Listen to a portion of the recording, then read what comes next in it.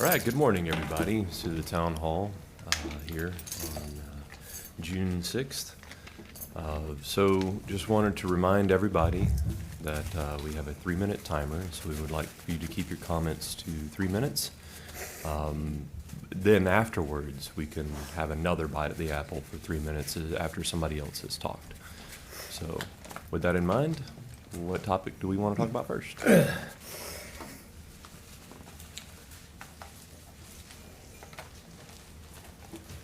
Okay. Hi, I'm Hi. Diane Cummings, and I'm right down Harrison Avenue, but I am Erin Brockovich. And I know the county is thinking about working on something to ban the big data center in Jackson County. But I came here because there's so much more to this story. These people, they're putting these in, have been talking about developments being built with mini data centers built right into houses.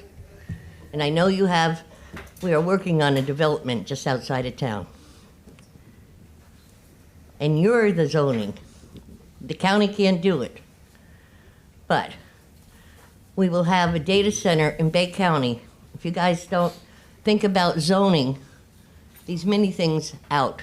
Now, I know banks have them, everything else, I've been all over town checking it out. And besides, if the development cannot have the data centers, because these things, they might be small, but they're gonna be like the size of your outside air conditioning units. And these are gonna run 24 hours. And it will still suck the water and the energy away from the rest of the people in Panama City. And then step number 3 is they're now advertising that you can have one put right in your backyard. Company will give you $1,000 because you're only using 20% of your full capacity in your house. And if you let them set it up, they will pay the electric bill.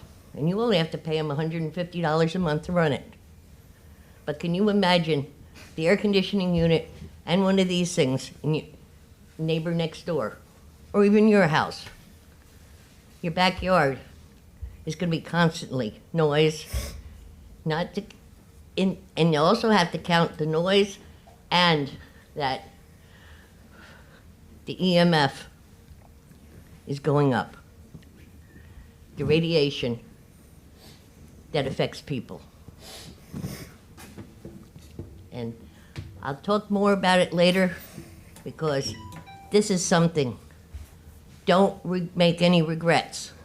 In my hometown, 30 years ago, I had a commissioner call me to his house for his deathbed confession, where he said, I can't believe what I did 50 years ago is killing my grandchildren. Thank you. Oh, thank you. Yeah, there's been quite a bit of interest lately in data centers. Have we been approached at all in the city of Panama City?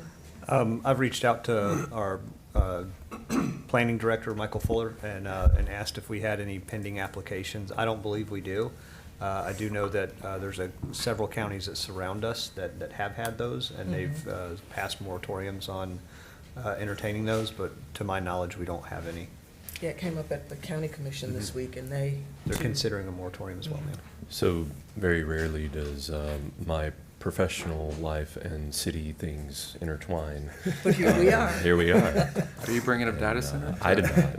Ms. Cummings did. That's his next So, project that he's bringing home. Yeah. So yeah, so there is a little bit of clarity that needs to be had in this discussion. And as we all know, when anything gets bubbled up to the government level, a lot of times clarity just gets lost in the discussion, right? And so there's mainly 2 types of data centers that are out there. There is one that has been around since the 60s and 70s, which is just your regular data center. And that is where you just have regular servers, regular databases. They're all over. I mean, there's several in this town. And then there's what the new thing, which is the AI data center, which is basically filled with a bunch of GPUs and TPUs. There's not a lot of storage there. Because of that, it generates a lot of heat. GPUs basically do graphics processing, but they are able to use these chips to run the algorithms a lot faster than if they were to use CPUs, which are computer processing units. But because they're running all of these things, there's a lot more heat that's generated. And so out of the AI data centers, there's multiple ways to get rid of the heat, right? Just like there's multiple ways for us inside of our homes to get rid of heat. Sometimes you can just open a window. Sometimes you have to have air conditioning, right? Sometimes you can put in geothermal. There's just different ways to answer that problem, right? And one of the ways that AI data centers have answered that problem is by using water, evaporative cooling, and then they just basically evaporate millions of gallons of water. And fortunately, the industry is moving away from that because they're getting a lot of pushback from citizens in those areas where they want to put in data centers. But the other problem that has not yet been solved is the electrical consumption. So when you have a data center get dropped in, and especially if you look at the one in Utah, if that data center is approved, there's a specific one in Utah that's kind of the poster child of this issue. That has the potential to use more electricity than all of the cities in Utah combined. Wow. That's huge, right? Wow. So like when you have that or a fraction of that dropped into an area like ours, FPL is going to feed them, right? If that gets approved, FPL is going to feed them, and then what's going to happen is all the wholesale electrical, just like every other market, goes up.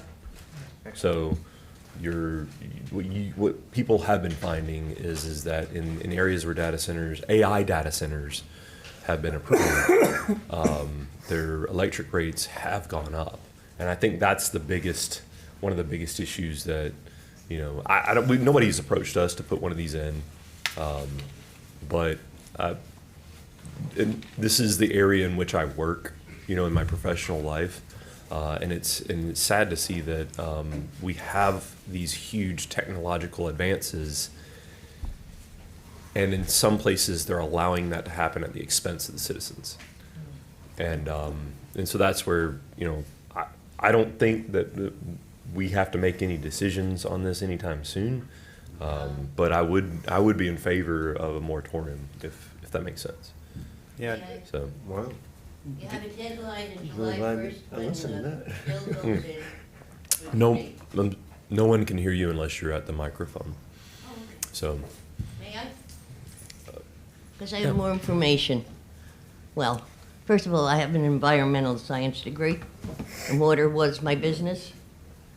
And there's a law goes into effect on July 1st about data centers in the state. And I'm going to tell you right now, Plan B, if you can't build a big one, you only need 8,000 units to make an actual giant AI data center. So if the zoning of putting these things in, there should be a moratorium so you have time to figure out. Just put it in, and you got time to do your research about how much it's going to affect this community. Because water runs downhill, and we're at the end of the line. So please, do something, and do it as soon as possible before the time limit runs out. And I met Erin Brockovich 30 years ago, so I know what I'm talking about. Yeah. And she's just out for money. I'm out to solve the problem. Thank you. thank you. I did want to mention, and the jury's out, and my opinion really doesn't matter. I'm not the decision maker, but FPL has done a great job protecting their rate base, and I think at the last Public Service Commission meeting that they had, where they were making their rate case, they actually put a provision in their rates to protect their current ratepayers from data center cost increases that would potentially impact their customers, both residential and commercial. And so they've got a provision in their rate case that large-scale data centers have to pay their own way, and they've structured their rates accordingly. Not if they put in minis. Yeah. Yeah, so, yeah, nothing against FPL, but they are also not immune to economic forces. So This is true. ultimately, Yeah. something has to give, so. I That's appreciate very them well doing that, stated. though. Not immune to economic forces. Yeah. I appreciate what they've done to try to ward that off. Yeah, I but, think it's the best effort. Yeah. All right. Any other discussion on that topic? Okay. All right. Next topic. Who's next? Just a reminder that when you come to the podium, please just give your name so we know how to address you. We don't need an address.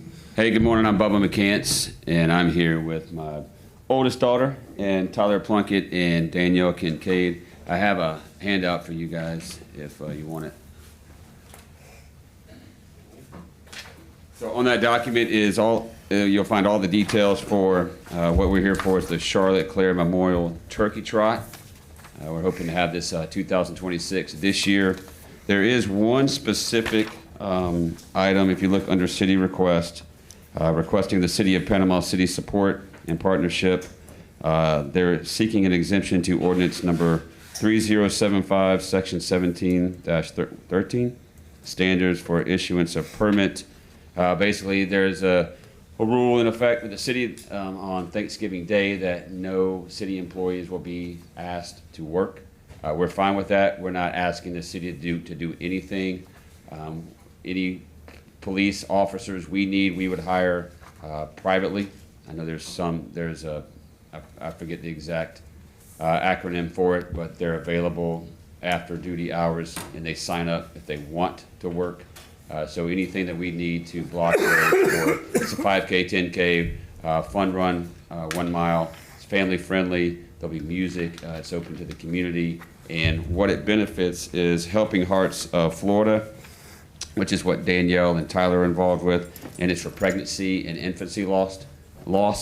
And that's why it's named in honor of my daughter. And then that's really it. So our burden, it's all of our burden to put this on. We're not asking the city to do anything. And if you don't approve it, I'm probably going to ask this lady to come and help. Just throwing that out there. Miss Erin, if you will.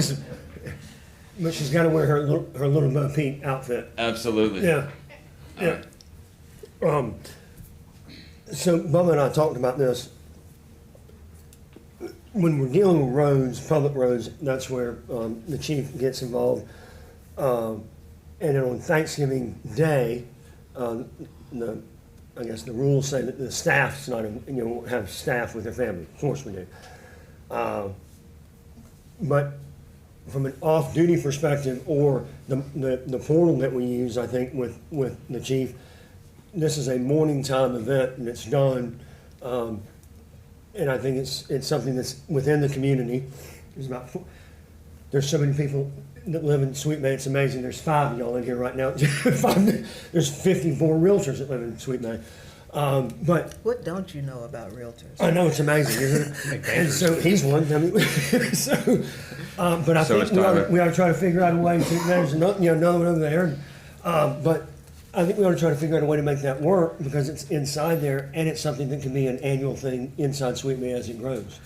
Yeah, that was one thing that we did want to make sure that we want to do this once. We don't want to have to come back and ask permission every year. So if it's not blessed, that's fine.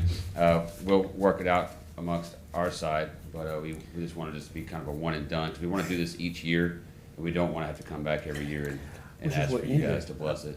That 1 year in advance thing is what I was thinking. Yeah. And Bubba, I'd love to sit down with you and chat with us. I've spoken with our chief of police, our city manager, and our parks department head to see how we could work this and make it not just successful for y'all, but affordable for y'all too. And then compensate our officers and staff appropriately for the holiday. So we've kind of back of the napkin got a couple of options. I'd love to discuss with you And they are? to see. I don't have the details with me. I mean, it's just between holiday rates for officer pay for different routes that may be available to minimize expense, Okay. those different things. So love to chat with you. So a little bit of background on this.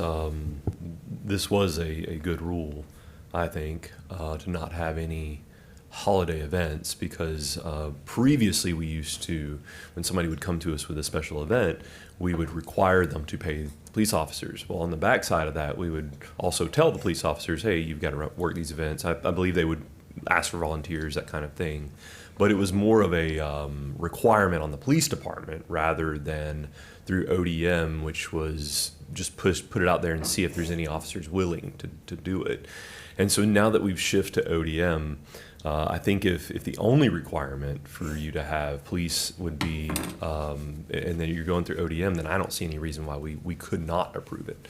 I would also suggest that as we move forward, that we revise this policy to allow these things so that they don't have to come back. And that if somebody else in the city decides that they want to do something on Thanksgiving, that as long as it's not a huge impact to city staff, then that's fine. And coming back, meaning you're gonna have to come back and get your permit. Yeah, you're gonna have to do get- permit, yeah. To change that one hump. I agree with you. Yeah. I think we should change the policy. I like the idea of low-intensity local roads, low Yeah. impact with ODM, allowing for exemptions of that, not just on Thanksgiving, but anytime. So Yeah. I think that provides an additional So flexibility. we did add when we did the event policy that we have the case-by-case option for other security, other agencies. Yeah. So, Yeah.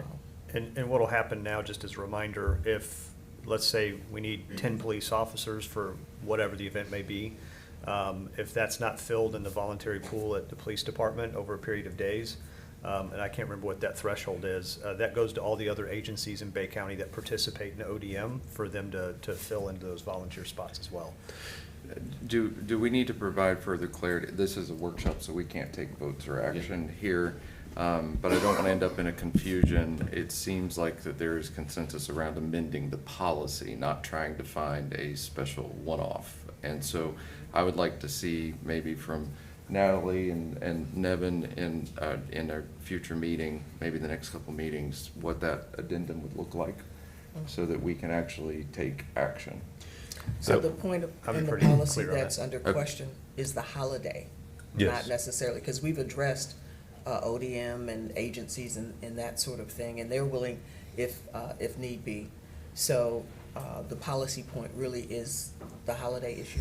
Yes. Okay. Yeah, if this was the day before or the day after, it would have been approved, no Well- problem. They're wanting to do it on Thanksgiving Day, and the policy says absolutely no. Yeah, the policy currently reads Thanksgiving and the 3 days after. Then Christmas, the day after Christmas, and I believe it's Easter, if memory serves correct. So we can bring that policy amendment back. So the only recourse that they have is to come to us. Correct. And I think that we should probably change policy because we have changed other policies. Yeah. I do think, though, that as part of that policy moving forward, that there probably should be a cap on the number of officers, because obviously I think there's only going to be so many officers who are going to volunteer to work Thanksgiving, right? There's a limited pool there already. So I don't know what that looks like, but if you want to build in kind of a blow-off valve so that somebody's not coming wanting to do like a Macy's Day kind of parade, I think small stuff in neighborhoods is perfectly The fine. balloons and the floats. But and all that. yeah, they would need to Yeah, come to us bad. and like sort all that out. That's a different thing altogether. But So Natalie just said that it's an ordinance, not a policy. So we will have Okay. to go through, Right. we'll have to go through 2 readings. But, I think that there's consensus to make this work and make it work ongoing, not just for your event, but for others. So- But does that need a special, does that need a permit application created for that ordinance to change? Or and- that, or No. there's a catalyst for us to bring it to, before us is I what I'm think the asking. catalyst is the consensus I'm seeing here. That's Yeah. true.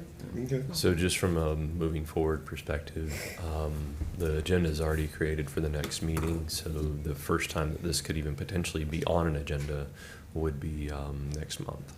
Okay. So. Well, I'm in or sales, so what I late- heard was a yes. Sorry, not next month. Not next month, I'm sorry. The second meeting of this month. So, Yeah, because it's only the Please, first. please Yeah, don't miss I'm- Diane. Wow, this year is going by quickly. very much so. Thank you very much. And your muscle over there, she's good right now. You can tell her to stand down. Yeah. Yeah. All right. Next topic. I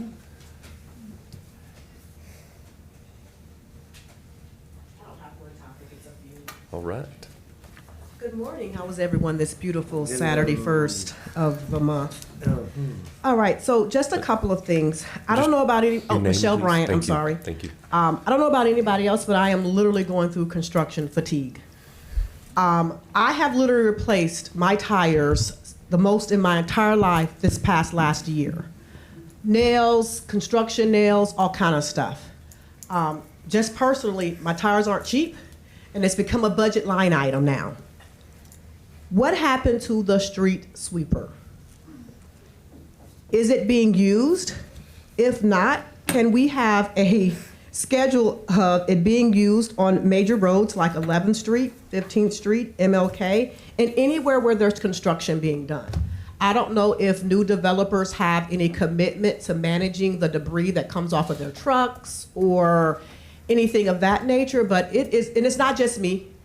I post and people come and share their feedback as well, and that's why I come bring it to the podium. But there's absolutely something that needs to be done about the type of damage that's happening to people's cars and the increase in debt that it is causing.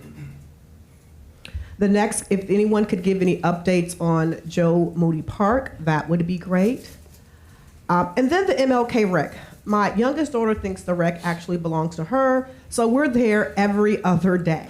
But what I have noticed about the MLK wreck, that there's a lot of kids that just kind of sits around. If you don't play a sport such as basketball or outside playing football, there's really not a lot that you can do at the wreck. When I think back to when I was at the rec, similar to my daughter, every other day because my mom worked there were other activities besides the gym that was available in the rec, i.e. a TV room, a game room. Today, the rec has a study room and a reading room, which in my opinion could be one. Being a part of the committee when we were discussing the things that the community would like to see in the rec, one of the things that but did not resurface was the game room. And when we talk about a game room, we're not talking about just video games and TVs. We're talking about foosball tables, table tennis, things that keep kids active. So I come today to ask if there could be some adjustments. And I'm sorry, I had a meeting with Keith and I didn't bring this up. That's why I'm bringing it up here. But look at the data on where and what our youth are doing today and figure out how we can incorporate those things into the MLK Rec Center. Last two items, any update on the 80 Harris historical marker? And then lastly, an email was sent to me back on May 14th regarding a homeless camp that's off of 11th Street and 11th Court, which is the street behind 80 Harris. I've gotten out my car and witnessed, it's a little trail that they've created off of 11th Street. With that trail, they leave their trash on 11th Street and on 11th Court. In addition, because of traffic on 11th Street and 15th Street, 11th Court and MacArthur have now become a speed zone for people to try to avoid going down 11th and 15th. So Okay. I know the Thank you. particular resident thought Thank you about for a your speed bump, comments. but We're please trying look to into keep that. the 3 Thank you. minutes. Thank you. After that, you can have another 3 minutes if you'd like. So there was several things on there. Yep, I've got, I think, several of those, not all of them. I think there's one unanswered question. So the street sweeper, it is functioning and active from October 1st to the end of April. It has swept 577.4 miles, and we've disposed of 234 tons of debris.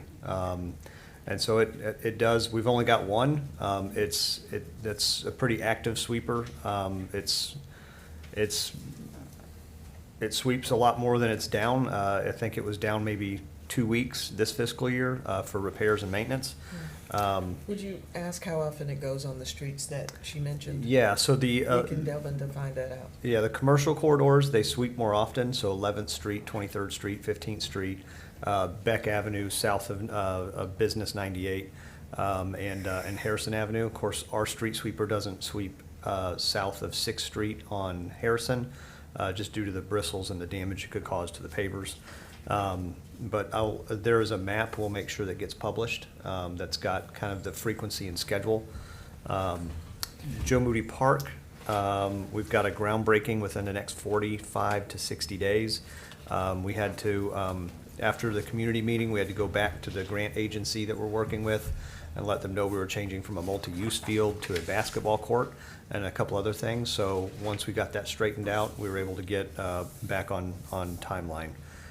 MLK Rec Center, we actually have ordered an outdoor ping pong table. It's a concrete and steel ping pong table. It'll sit next to the Foursquare court. And there's some other things that we're continuing to order as we see the need for additional, activities.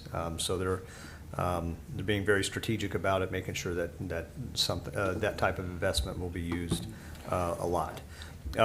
Both the reading rooms that are there, there's an adult reading room and a youth reading room, and those reading rooms both do double duty as a study and or reading room. And then there's computers in there for research and whatnot. I don't have an update on the 80 Harris Historic Marker, but I know Chief Smith's here and will address the homeless camp issue along with code enforcement. Can we have a brief discussion on street sweeper? How many miles did you say? 577. And we have 280 something miles in the city of local road? Yes, 270 is the number I Okay. remember, yeah. So that tells me if the commercial corridors are getting multiple times, then at this point in time of the year, there are a lot of streets that have not gotten touched. Yeah, the plan is through our consent order, instead of paying cash to DEP for sanitary sewer overflows and all those other types of things, is to use those stipulated penalties, and we can buy a capital item in lieu of paying a penalty directly to the state. And the plan is to buy a second street sweeper to be more effective. Before Hurricane Michael, that's and this was the plan. I mean, it may not be going forward. But before Hurricane Michael, we contracted with a company that had several, and it was my understanding then to be successful in doing that. Street sweepers do go down. Debris that is the main cause of that, and the damage it does to the trucks. But what I was told is to be successful in that, you'd need two. And they typically follow each other. We get money, correct, from FDOT to sweep those roads? I'm not aware of that. We don't have I- don't have a sweeping contract with FDOT? I- No, that's we're repaying the penalty for sweeping no, the I'm- streets. I thought that we did. No, we're not paying a penalty for sweeping the streets. It's a requirement of our MS4 stormwater permit with Penalties by the DEP. truck. But I'm not aware that we do or do Street not have a sweepers. contract with I do FDOT. believe that we do. you have to- So if you could research that, we are, from my understanding, and I could be wrong, we are contracted by FDOT to sweep their roads as well, or certain ones within the city. And that may just be Beck Avenue, I don't know. Yeah. But there is some type of agreement or understanding, and like you said, it could be a handshake agreement, could be formalized from that standpoint. But, this is something I get frequently asked about too. And so is the intention in this coming budget year to actually get us to the point that we can street sweep roads at least once a year? I mean, you said the penalties, so what is that? I'll have to look When at are it. those active? Like, when do we go do that, I Yeah. guess is what I'm asking. Okay. Because obviously, there is, to Michelle's point, there's a significant number of roads that are not getting addressed because you physically can't. So if it was down for 2 weeks and we're this far in the year and we've gotten through 500 and something miles, well, it stands to reason we're not gonna hit every road in a year. And Right. it creates a tension when people are paying for something and they don't see the results from it. So if I've got a yearly tax bill, I should see at least a yearly sweep, if that makes sense. That's Yeah. kind of how my mind processes. Yeah, in my mind, it should be quarterly. Yeah. Every road should get swept quarterly, and then the commercial corridors should hit more And frequently. how many sweepers would it take to do that? I think it's 2, so total, Really? yeah. We have to. We just bought another one. Well, that one Oh, so we doesn't. do have to. Well, we've got, No, we've got this, we we've bought got the the special Oh, one the that we got specialized sold one. to Bill Yeah, and yeah. Goods. But Yeah, that's that- not a street sweeper that you that's can a- put on regular roads. No, it's In- not. That's a yeah. multi-use path paver Yeah. sweeper that was the specialty item. Well, if you guys, as we get into our budget workshop and things like, if you guys will address the street sweeping stuff, that would be. I don't know if I'll have that by Thursday of next week, but I will have something. Okay. Well, while we're on the subject, another pain point has been trash pickup. I know they've gotten behind. Where are we with that, with getting? With the claw. Yeah, Yeah. this is residential trash, or the knuckle boom trucks. So we're currently running about a week behind, which is, I mean, in my mind, noting that schedule, it's like, well, that means we're on the same schedule then. We're just a week behind if everybody's pickup day's the same. It's a function of drivers. We're short some CDL drivers. We're working with Shane and his team in environmental services to do some like authorized overtime to get caught up.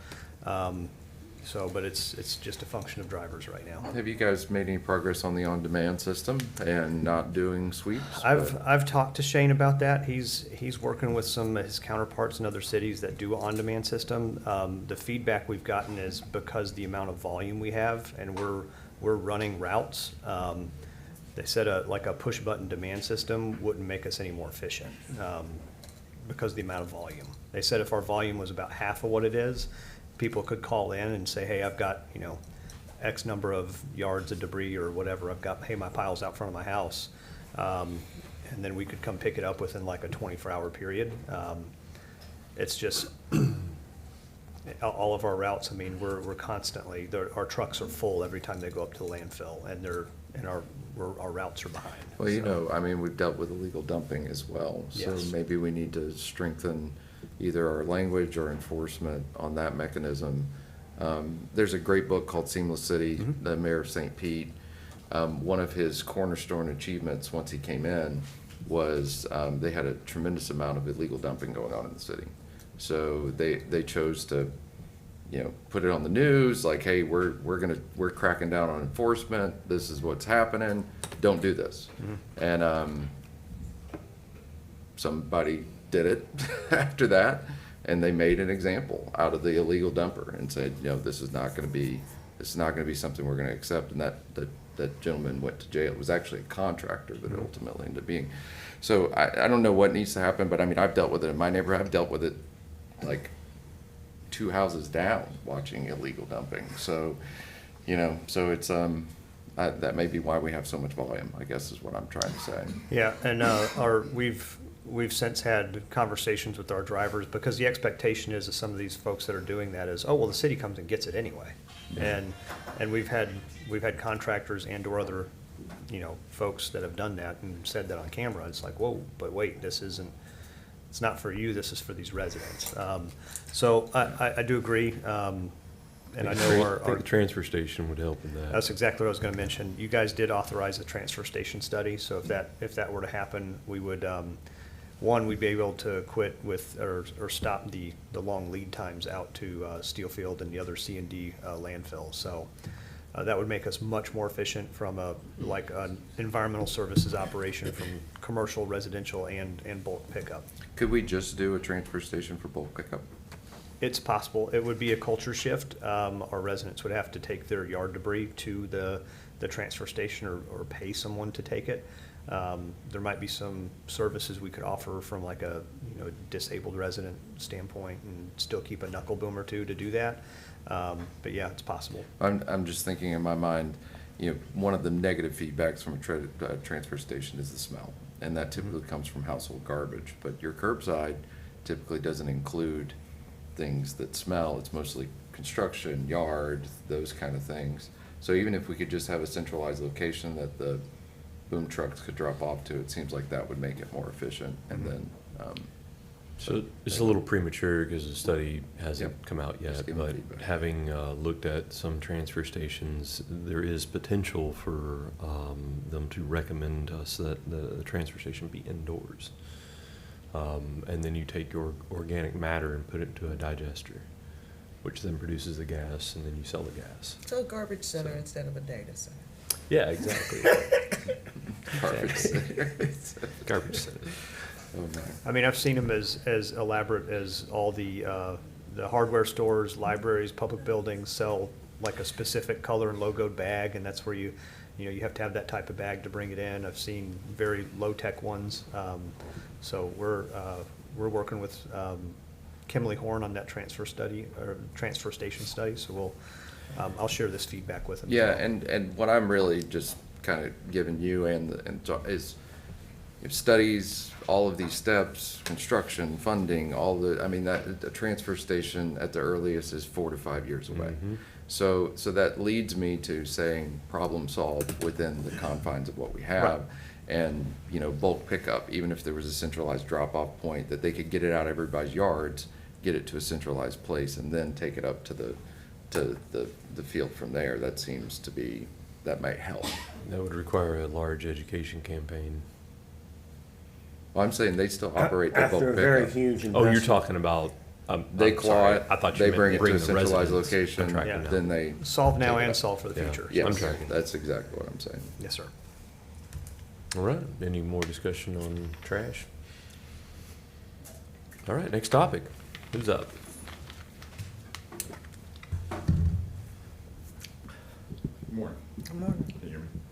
Yeah. Okay. My name is Brett Boyer, and I'm here as a resident. I want to be clear and upfront. This is the matter of policy consistency and public trust, not a personal criticism on any individual. My comments concern Carlos Sanchez's candidacy for Panama City Beach City Council. If he's elected, his service while employed full-time by the city of Panama City could be a conflict of interest. After reviewing the city's administrative personnel policies, several provisions applied directly. The handbook on page 9 states that the city employment is an employee's primary employment. It says outside employment may not be inconsistent, incompatible, or an obvious conflict with the city duties. It says outside work must be carried on by totally outside the city employment hours and must not interfere with the performance of the efficiency of the employee's position. And it requires prior approval through a written outside employment agreement reviewed by the department head, Human Resources, and the city manager. Here's the heart of the problem. Serving on the city council is not ordinary outside employment. A Panama City Beach council member has the duty to advocate for the Panama City Beach residents.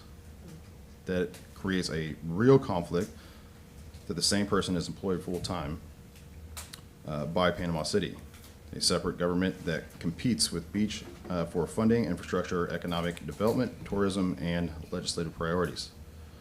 So, first, was this the required outside employment agreement submitted, reviewed, and approved by Mr. Sanchez? Second, if approved, what conditions guarantee that the council duties, daytime meetings, workshops, board appointments, constituent matters, and emergencies occur entirely outside Panama City working hours? Third, if this is permitted for him, will the same interpretation be applied for every city employee? Could others conduct real estate, consulting, client meetings, or contract negotiations during business hours under the same rating? And fourth, how is the city addressing the conflict created when a full-time Panama City employee simultaneously serves as an elected official for the Panama City Beach Council? This decision reaches beyond one person. It sets the precedent for how outside employment policy is interpreted and enforced in every city employee going forward. The public deserves transparency on whether these policies are applied, written, waived, or interpreted in this way that's equally available to everyone. Thank you for your time. Thank you. Mr. Boyer sent his comments ahead, and I have some answers to those if you'd like me to run through some of those. Yeah, I think we've all had conversations about this from the city manager at this point, so Yeah, sure, so I would just- love to. Just as a, so I'll go point by point then. The outside employment agreement, Mr. Sanchez does not have an offer or has not been duly elected yet, so he does not have employment yet. He did follow all city policies ahead of time and actually went over and above. He asked his appropriate department head, myself as the city assistant city manager over that department. Cleared it through our legal team and through the city manager. So noting that there was no conflict according to our analysis. If approved, what conditions ensure his council-related duties? I'll summarize that question. Working hours don't interfere. That's Carlos's responsibility. he would have duties with Panama City Beach, and he would have duties with the city. The city's outside employment agreement stipulates that the city of Panama City comes first. We're focused on making certain our team is promptly addressing the responsibilities timely, irrespective of reasons for lapses in performance. And we're a performance-based employer, irrespective of excuses or for issues in performance as well. So the long and short of it is, and not to sound crass or callous, but it's Carlos's problem once he's elected. So he's going to have to figure that out, how to maintain his performance standards and meet the duties and obligations of an elected official. So how would daytime council meetings, workshop, board appointments, staff coordination, constituent matters, emergency issues, and other elected duties be handled without conflicting with city work hours or responsibilities? Again, his responsibility to work out. All team members have annual leave that they can use for obligations that occur during typical work hours, and that applies to our full-time team members. I've spoken with Carlos about that at length, and if there's a day he has to work during the week to fulfill obligations, if that means he has to work weekends to fulfill the city obligations, and he clears that with his director first. That's something, he has expressed willingness to do. He does not want to fail here, nor does he want to fail if elected, from my understanding. It says if this arrangement is permitted, will the same interpretation equally apply to all city employees with outside employment, including employees who wish to conduct real estate consulting, client meetings, contract negotiations? The answer is yes. We treat our team members in a fair and equitable manner. Team members are allowed to participate in outside employment as long as it does not create a conflict of interest with city. In the judgment of city leadership, including the director and human resource director, and with any consultation from the city manager's office as needed. How is the city addressing the actual or perceived conflict created with a full-time city of Panama City employee simultaneously serving as an elected official of Panama City Beach? City employment is the primary job and will be the primary employment responsibility. Any actual conflict of interest would result in an issue at the beach, with resulting potential to require abstention from voting. Perceived conflict is not possible to address, as it's a perception and not fact-based. This decision has implications beyond one individual, and it will establish a precedent of how outside employment policies are interpreted. The response there was this application is consistently aligned with the expectation of all of our team members, and policies are applied in a consistent manner, regardless of personality of those employees of the city. So those were responses from our HR director, and I'm happy to leave a copy of this with you, sir. If I may, I can tell you, with having gone through this a year ago, being in real estate, 100% it's going to affect the job, 100% it's going to create a problem, and 100% I really, really, really like Carlos, and I don't think we ought to allow it, because that person, anybody working here is fighting for a dollar that we're fighting for, and there's no way you can serve two masters. And I do not believe that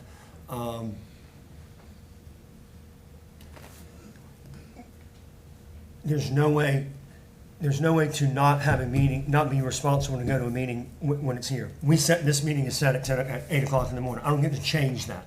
When I'm in real estate, I can work around a schedule and say, hey, Josh, can you meet at 10 instead of 11?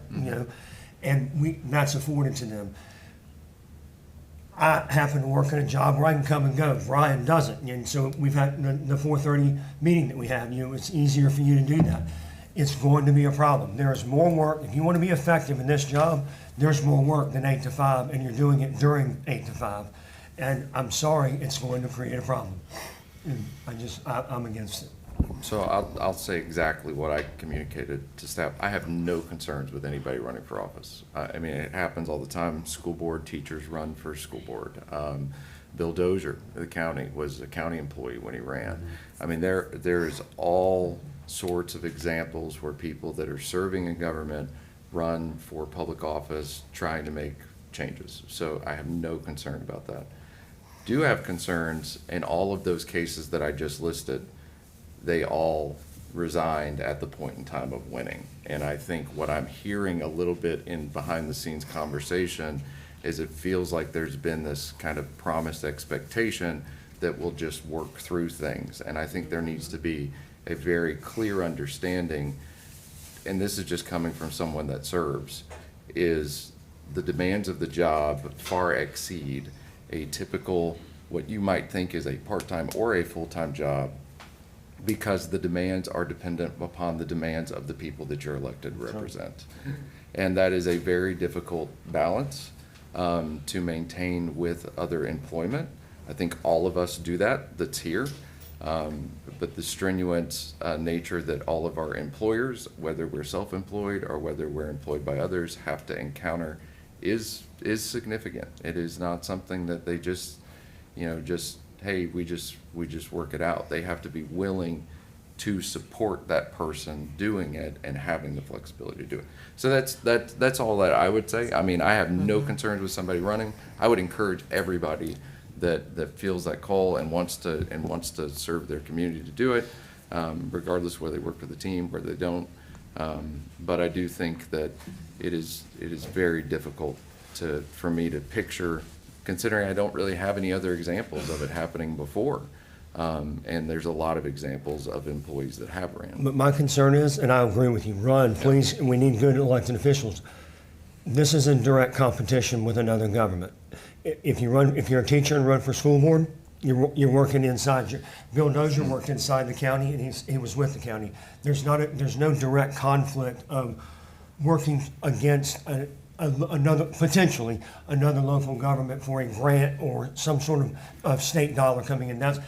That's my first concern. And then secondly, there's just no way to be effective. And to your point, if you get elected, you're going to have to go. You're going to have to be gone out of this building time and time and time again during work hours, and you're going to run out of paid time off at some point in time. And your PTO is going to run out faster than your elected time per year. Yeah. So those are my, Yeah, I mean, my a lot of people concerns. don't know, we serve Yeah. on multiple boards, we have to travel. Yeah. Once a quarter, I go to a statewide transportation board meeting. I mean, there's all sorts of different things that are put on the man the job that the public never sees.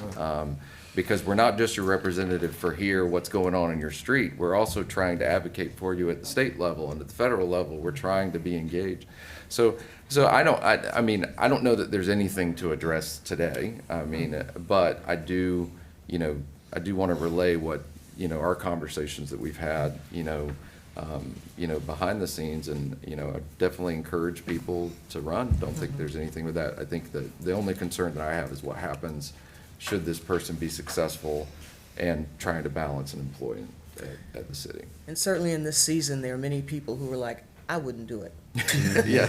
I wouldn't even think about doing it. And to have someone who wants to step forward, to be a public servant, I think is a citizen right. And to that extent that he follows the policies currently in place and runs for office. But getting elected does require a lot more time. You just said it.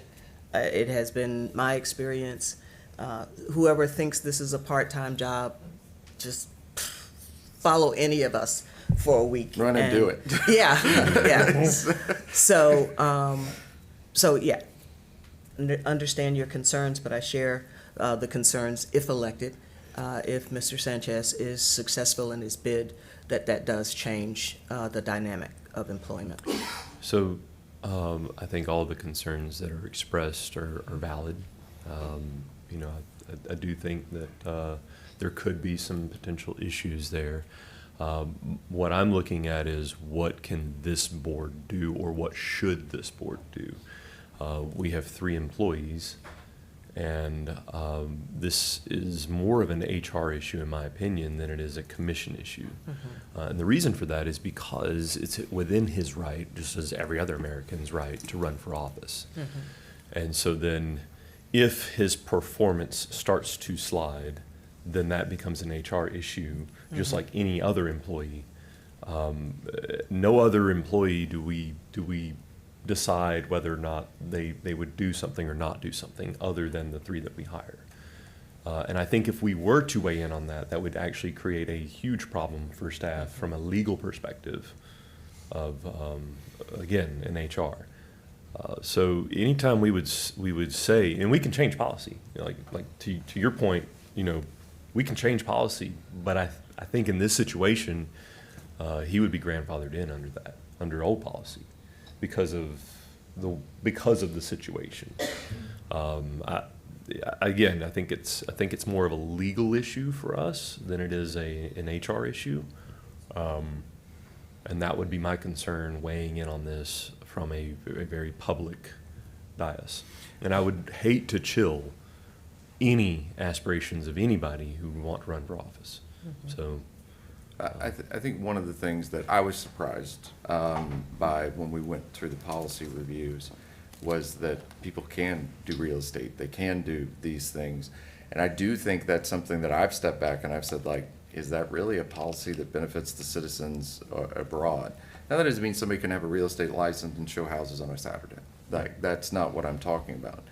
But the fact of somebody leaving City Hall to go and handle something else for some other thing, that, I don't know that, like, I don't know that the general population's okay with that. And so I do think that there is a larger policy discussion here that I would personally like to have, as far as like, what are our expectations of our team? You know, it's different.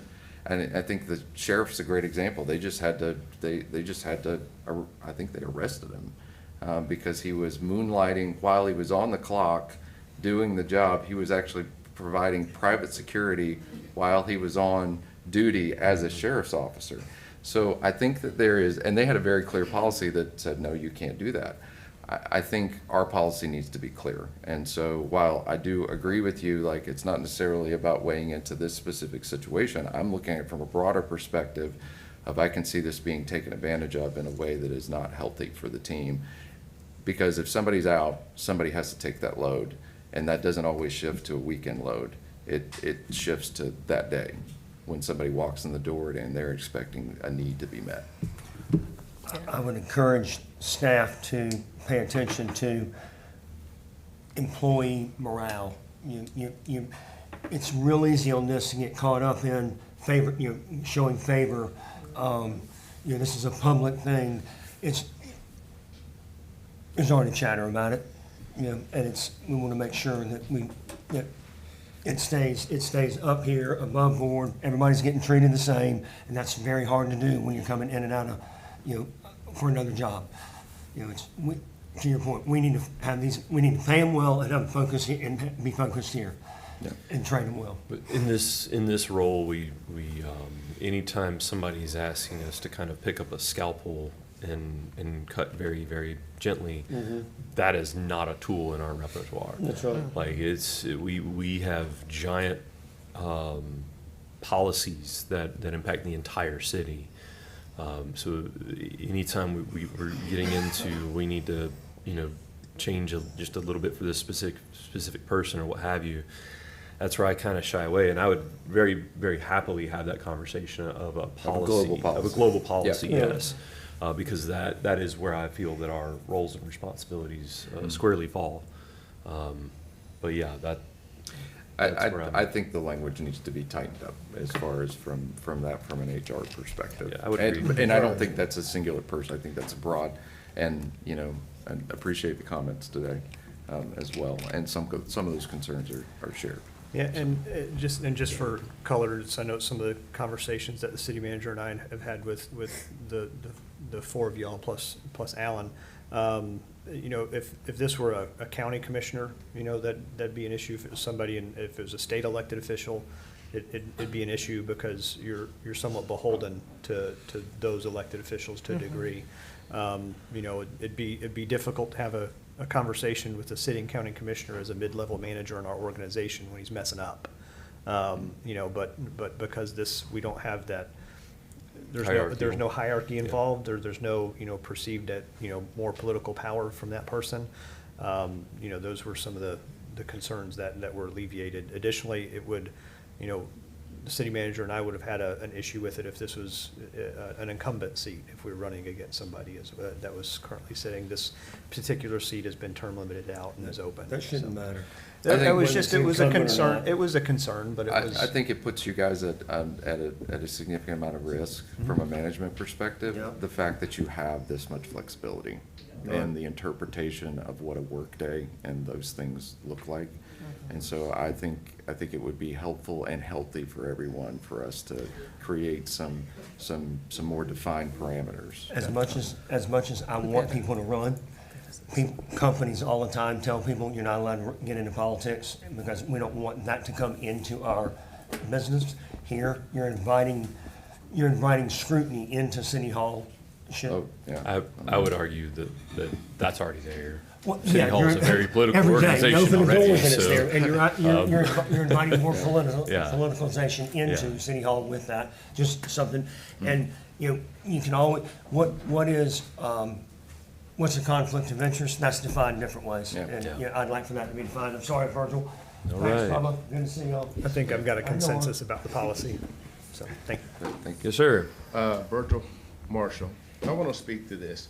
How is that situation a little bit different than what we had four park directors before, when Keith Baker was the Parks and Recs director, became a county commission, and he had to resign? Now, Jared kind of touched on that, but explain how is that different? I was there for that. The city manager at the time, after Keith was elected, told Keith he couldn't do both.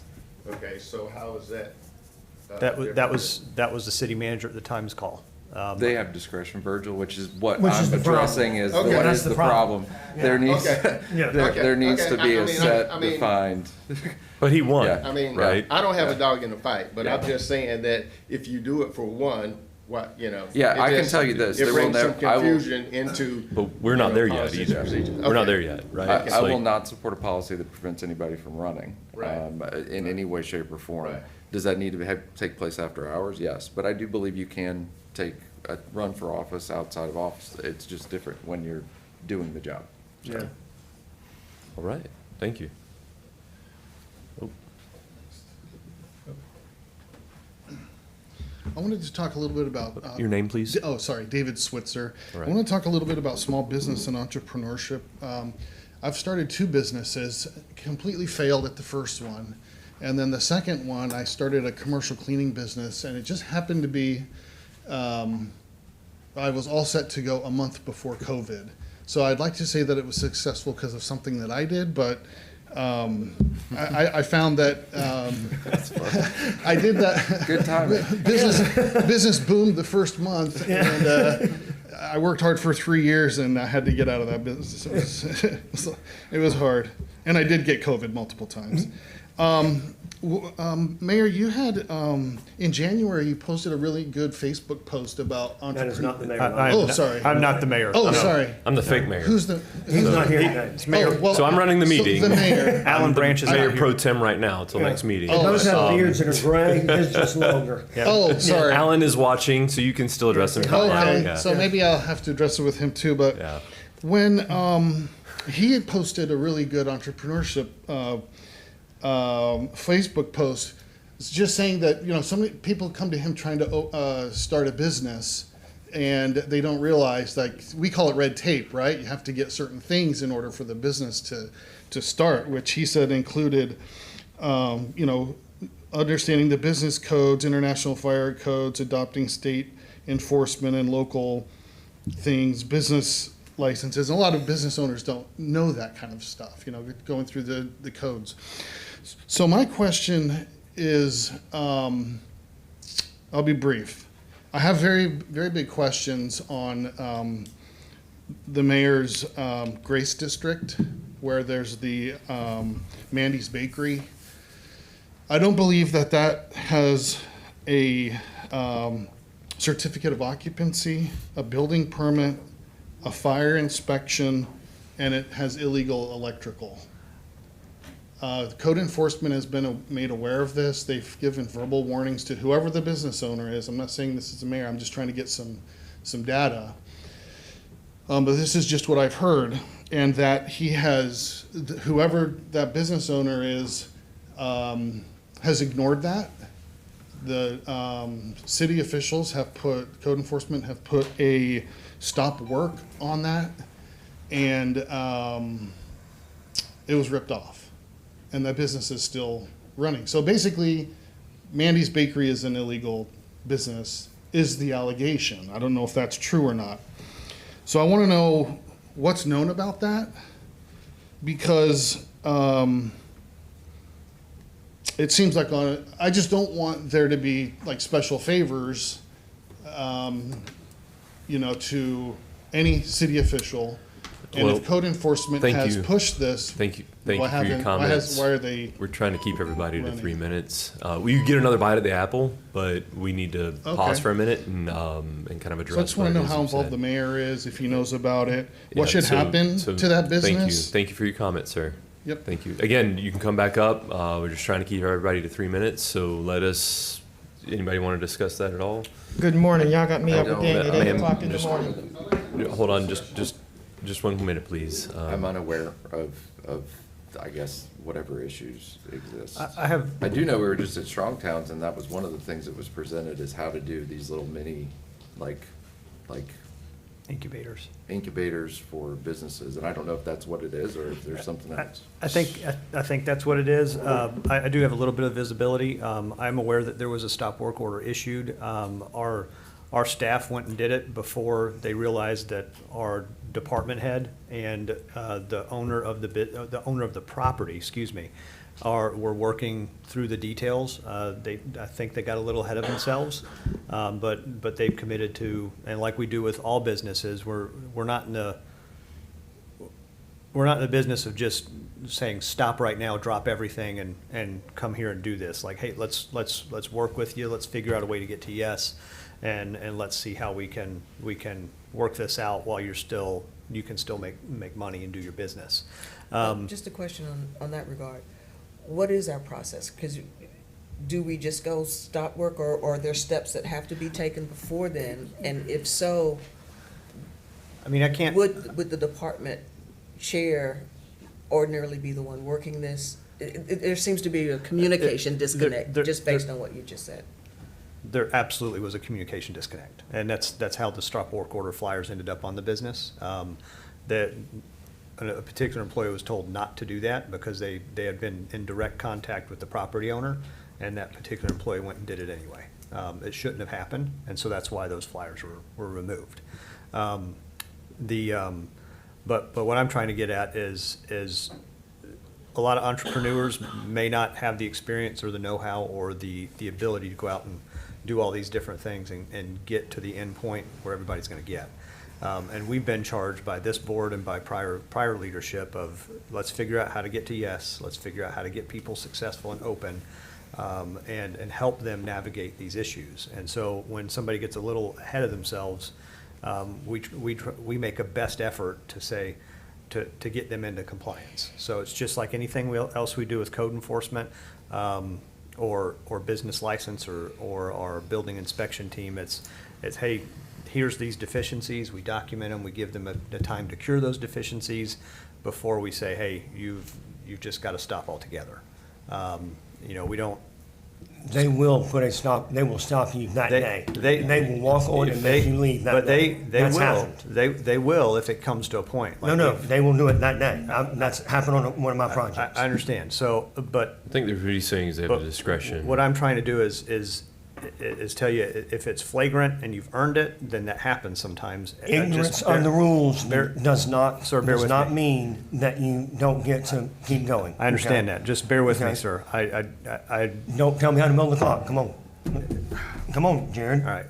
What I'll do is I'll do some more research and I report mean, back to you. seriously, why is it that it's ignorance of the rules and they will stop it? That's- We shouldn't have to continue on slow rolling it while we're trying to figure out how to get into compliance. We do this for a variety of businesses, irrespective of ownership. We work with But these. that's the man's question is, optically, it doesn't look right, Hmm? is what he. They're listening so well, they're building another building there. Yes. Okay, well, You're correct. Right. look, I don't have all the details, but I know we were making a best effort to work with them like we do a lot of businesses throughout the town. So I will do some more research and report back. So I could be wrong, but I don't believe he owns that property. He doesn't, Yeah. no. So, Yeah. 441 Grace LLC. well, no, sir, nobody can hear you from back there. Yeah. So It's we really can't, a we can't, family- we really can't, family business. sir, we can't do this from the audience like that. So I don't know, but I don't think there was kind of two things that were said there. And you feel free to come back up. I'm just saying we can't do this from the audience like that. I don't believe the mayor owns that property. Maybe one of his family members, but it's not. I don't think. Yeah, it's he him. has owned it.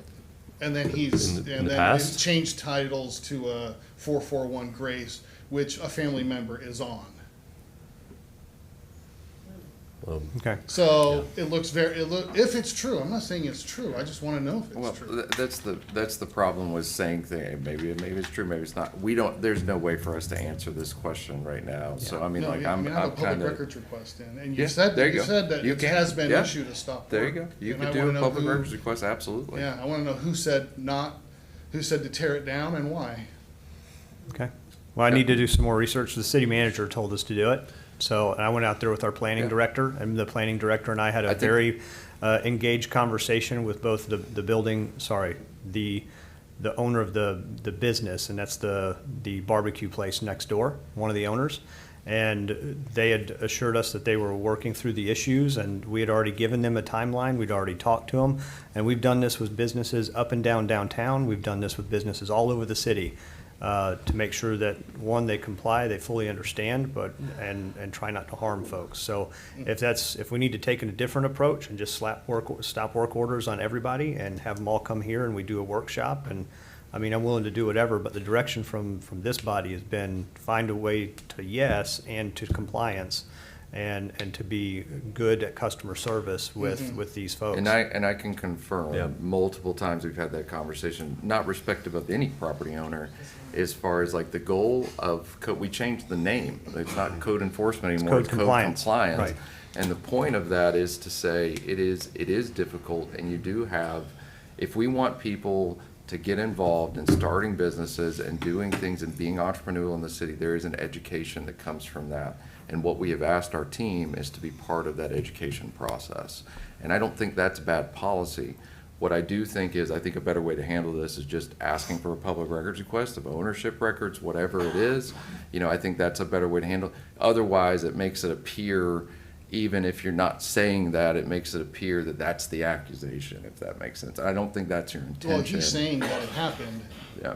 and Yeah. why? No, I'm saying I went down there with our planning director and did it, because that's the culture and the expectation that this board and the city manager and the prior city manager said is we're going to figure out a way to be easy to do business with. And that doesn't necessarily mean slapping a stop work order on a business that's trying to do the right thing, that's just got a little ahead of themselves, and they need to slow down and get their Ts crossed and their Is dotted. So what I'm saying is that's what we've tried to promote here. That's what we've spent an incredible amount of time and energy and money doing that.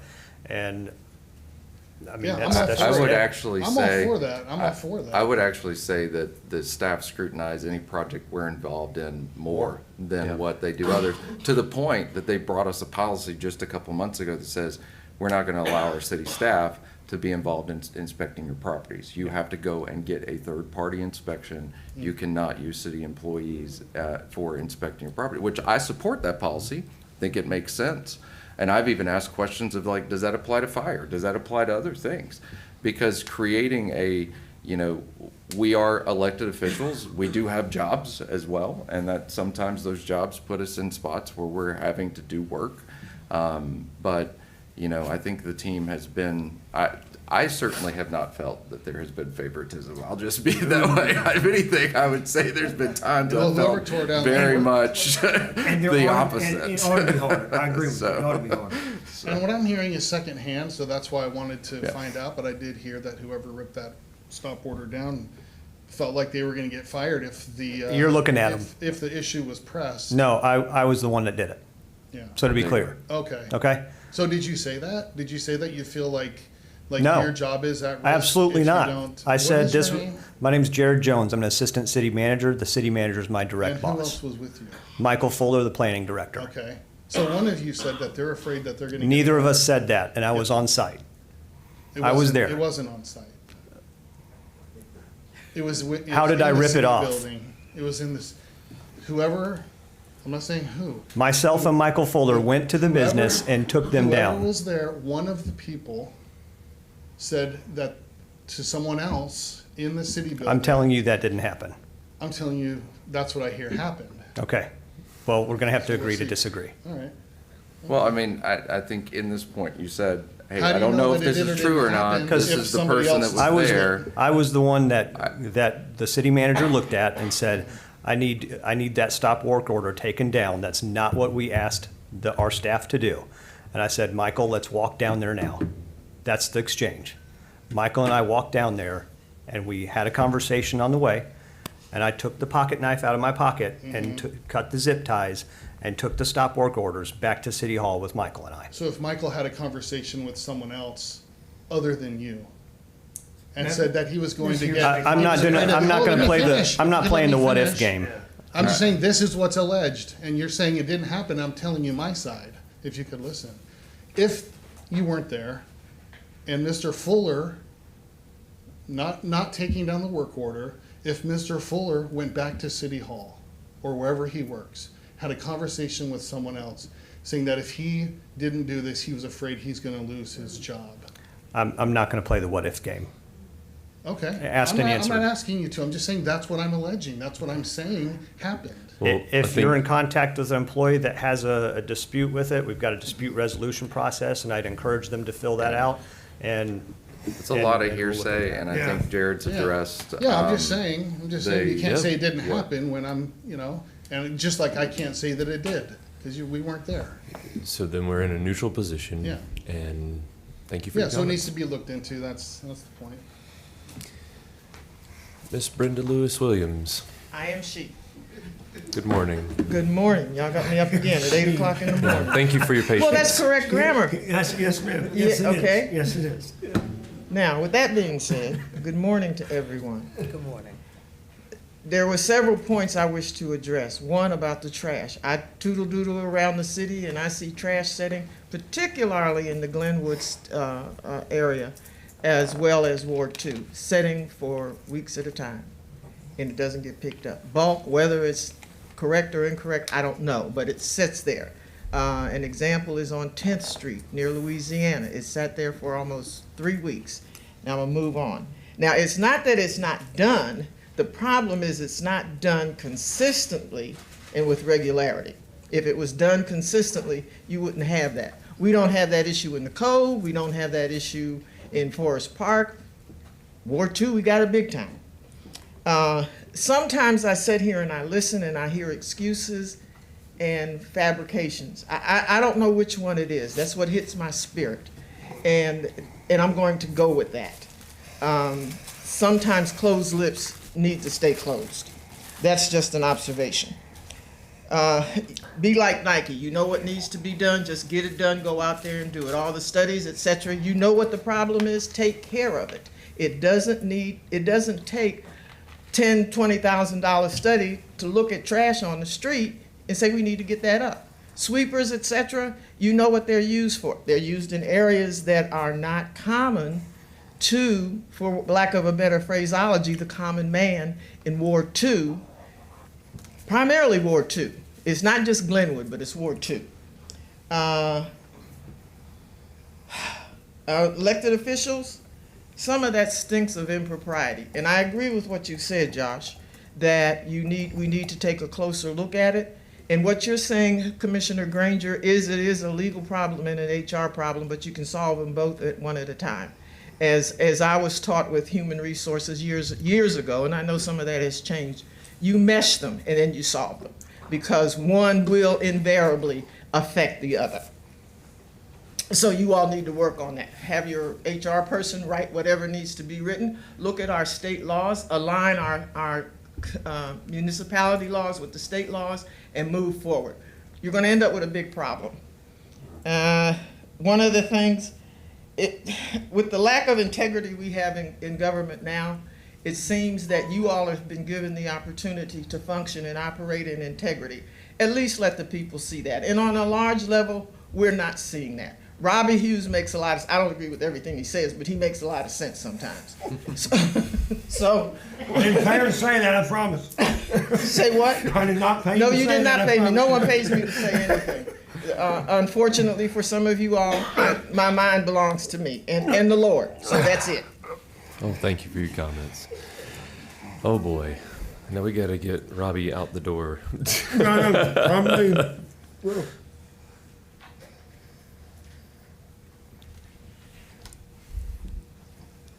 Morning, Yes, Derek sir. Thomas. First, this is the third month in a row I'm trying to find out what happened to the bicycle workstation at St. Andrews Marina. It was moved.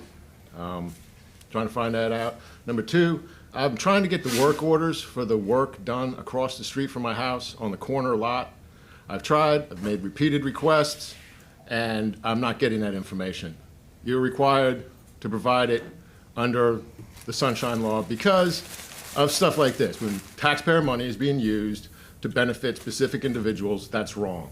Number three, the problem I'm having across the street, which is what the city didn't address, was that somebody without a permit went and buried what was the runoff area for my neighborhood at the low spot in the bowl where there's 3.5 acres draining 20 feet down in one direction and 10 feet down in the other direction, coming out of the ground 75 feet away from a 2-foot diameter pipe 4 feet below the height of the road.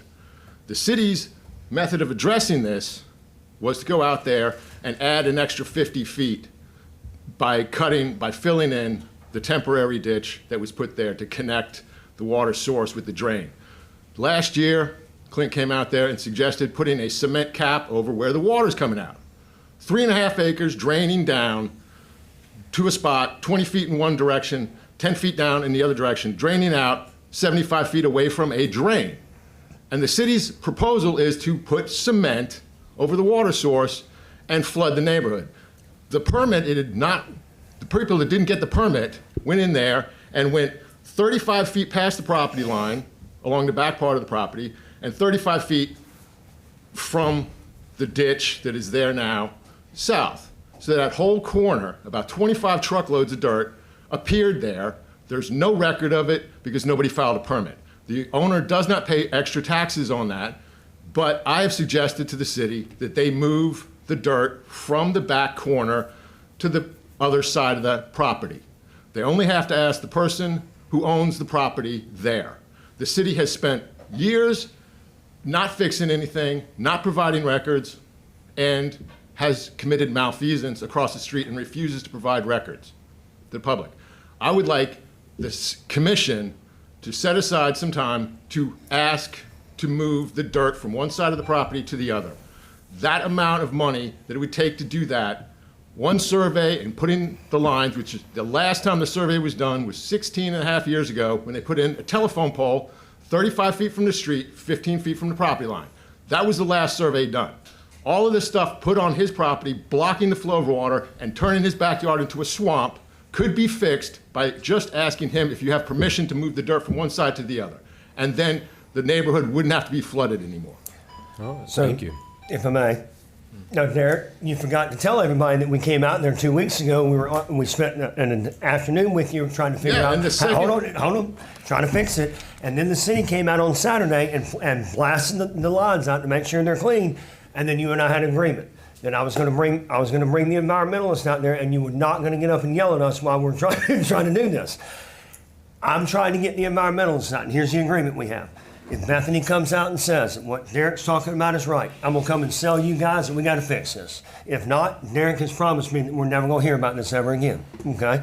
So next week, I've got Bethany coming out. We're going to go out there and meet, and I want you to come out with us so that you You can know a listen to. time or a date? I've got it. She's giving me a time. I've got a day, just not a time yet. Planning on Wednesday of this coming week. But I'll let you know a time. Okay, thank you. I checked yesterday my email. Right. No, I was going to email you either today or tomorrow because I'm waiting on her to let me know. But that issue is there's a path to I think, to finding a solution here. We all went out, we got it taken care of. We had 5 employees out there. Everybody, I got a really good education on what he's talking about. It's not necessarily everything. He and I don't agree on all of that, but there are some issues there. But guess what? They're not city-driven because we don't have an easement. We can't go on the property. We'd have to get permission from 2 different property owners. So I figured if we start this way, and we need to do that based on an environmentalist saying so, then now we have a reason to go and do that. But this Well, week we're going to see I'm that. saying you don't need both owners. You only need the owner of the property No, next to the I corner need 2. lot. I need 2. So Well, I know what I need. He but just let me he will work on ask it. to make that ditch bigger, because he was out there this week maintaining that part of the property, but not that ditch, because that ditch has only been maintained once since it was put there, and that was by the city. And they didn't go into And the they other did it for property. and free maintain- on somebody else's property. There's no easement there. We Well, cannot I'm go in there saying and do you can that. go 59 feet from the public right-of-way, and you are no longer on the corner lot's property. So Okay. everything that's dumped there There- without any now, permit just doesn't like the other require day. his permission. Just like the other day, we're here to help you. We did not create the problem. Okay, just like the other day. I promise you, we're here to help you, and I've got to get that person out there to see if we can get that agreement. We have 2 ways we're going to go. Either we're going to fix it, or somebody says it's right. And the other thing we're not factoring in is we lost 1 million trees in 3 hours, so the water table is a little bit higher. So when you dig down 2 scoops instead of 4, you're going to hit water in the ground. And remember, everywhere that we stood on that property, you're lower than everybody down there. Everywhere you go, that water's going to go towards you. That's why I wanted Bethany to come out and work with us. Well, She's I'm doing me a hoping favor as a you to friend. do, and I'm hoping we can get past this. Today, can you find out why the city refuses to provide the work orders? Me and you know that the only reason the city stopped threatening to have me arrested after they said they never cemented shut the drain was because I found the work order. Now you can't find any work orders. I find that to be very disturbing, and I would like you to please address it. All right, thank you very much. I don't know what him and I both know, but I'll go back got and it find taken out. care of. I know Clint's written a comprehensive memo he's also shared with you, and so All right, Commissioner Hughes has got it taken care of. All right, who's next? Yeah. Give someone else a chance to Go. Yeah, you're good. Come on. Michelle Bryant, 2 quick things. While I'm always at the MLK Rec Center every other day, I met a gentleman who was putting cameras up across the street or across the little roundabout. And he said they were security cameras. I said, okay, I was just checking because it would be weird to have a flock camera right here in front. But then he pointed to the stop sign. Well, ma'am, that's an actual flock camera. And so my question is, why is there a flock camera at the MLK Rec Center? 2, are flock cameras at all of the community centers and venues that the city owns? So that's my first question. My second question is, a little birdie said that you guys are getting rid of the rotunda. I hope that's not true, because that's like you guys are gonna do some construction out there. Upstairs? Yeah, upstairs. Lord, I forgot where I was. Yeah. So I hope that's not true.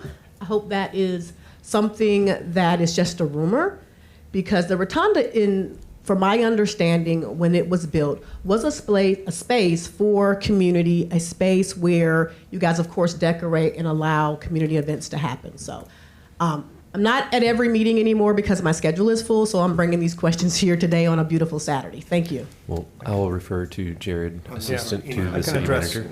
I can address those. So as far as a flock camera, there's not a flock camera there. It's, flock cameras are kind of like calling a Puffs brand, tissue, a Kleenex. There is an LPR, it's a license plate reader. We have those throughout the city at multiple facilities, multiple high-traffic roadways. And those ping our intelligence units if somebody's got a warrant out, if there's an amber alert, if there's a silver alert, so on those specific license plates. Is it routine for them to be on stop signs? It's a self-mounted pole, so I think it's a black pole with like a reader on top and a solar panel. It's very typical for those to be at intersections, and they're all over US 98. I think there's about. Are they at Oakland Terrace? Just as a question. I'd have to look. I can find out if there are other clubhouses. One got me. Well, that's That's a block case. that's the school zone enforcement, sir. No. Yeah. That was the license plate reader. He was this Okay. way, and he got me, and I said, he said, no, I knew you were coming, license plate reader. One moment.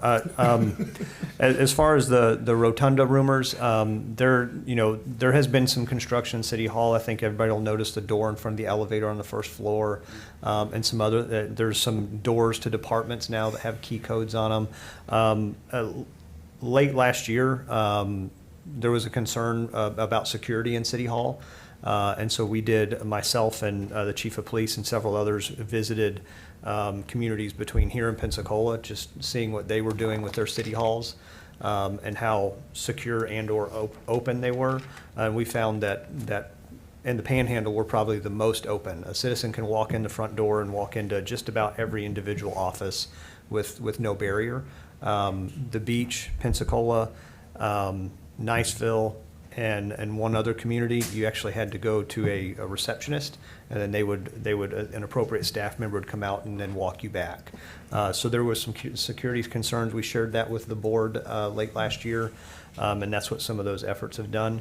As far as closing down the rotunda, it's my belief that even if we were to have City Hall more secure, that we would still open up the rotunda for special events and performances, still decorate it and still do all those things, but it may just be more limited access.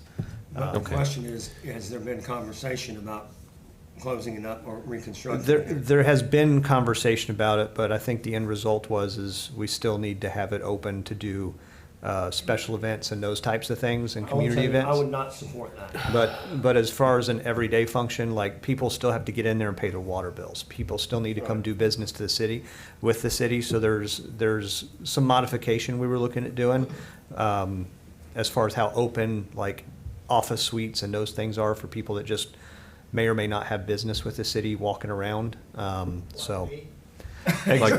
This is actually, it's not it wasn't a security solution. It was the Tim Fontaine avoidance plan. No, so Michelle, thank you for bringing that up. Yes, thank you. Yes, ma'am. Okay, since you brought up the cameras, Name, please. Diane Cummings. Now, I don't care what you call them, they're surveillance cameras, and I was just wondering, how many does the city have? I got a map. I didn't stop and count them all.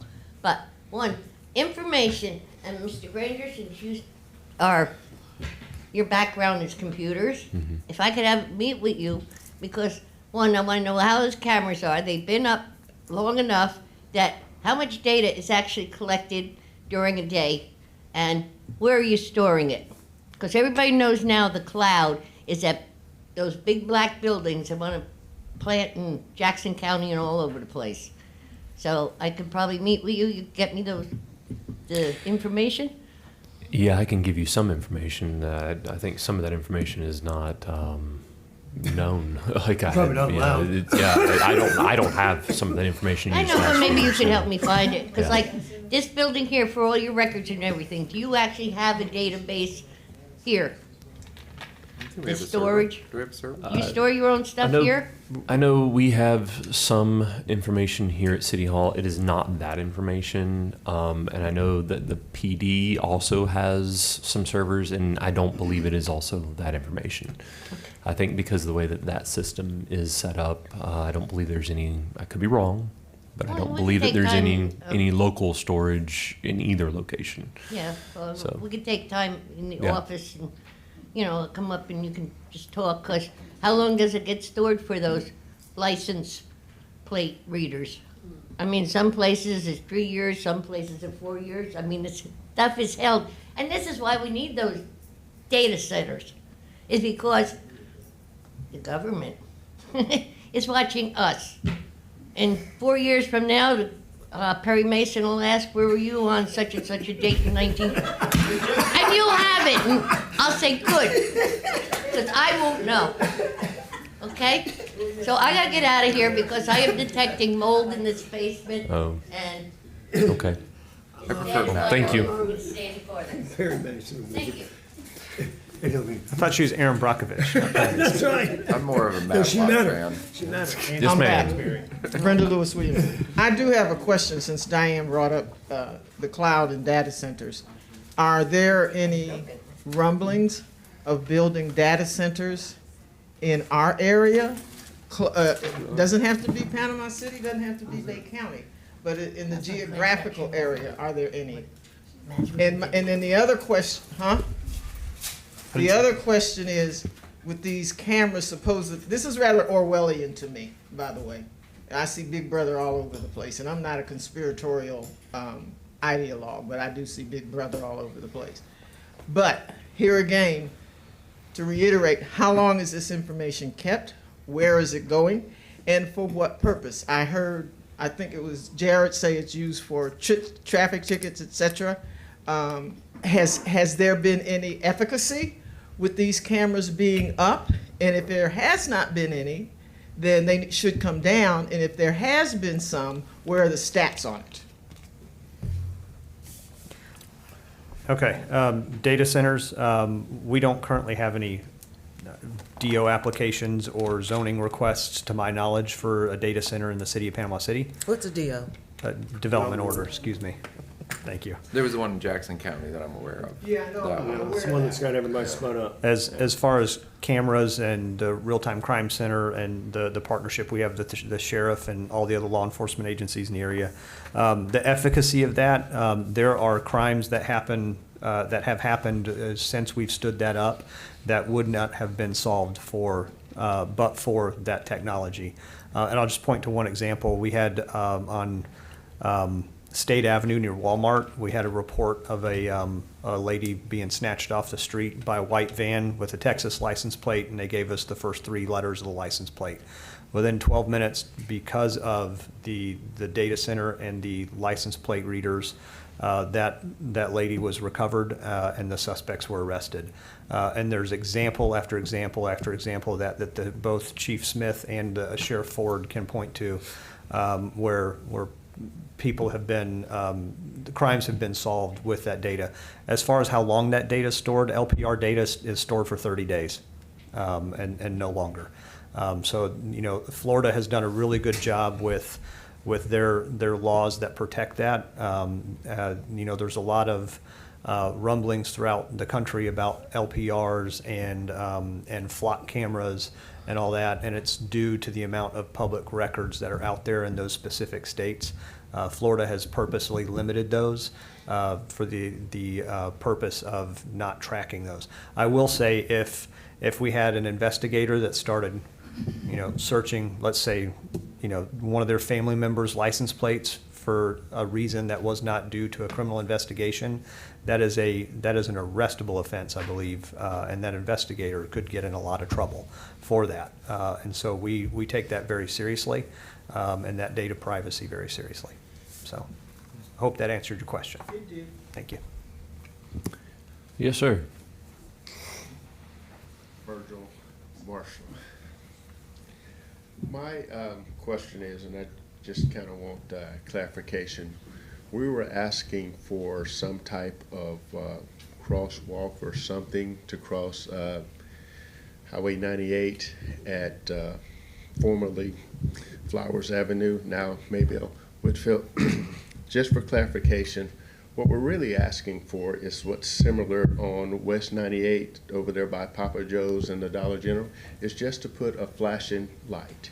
Like You the know. high emphasis crosswalk at Grace Avenue behind City Hall?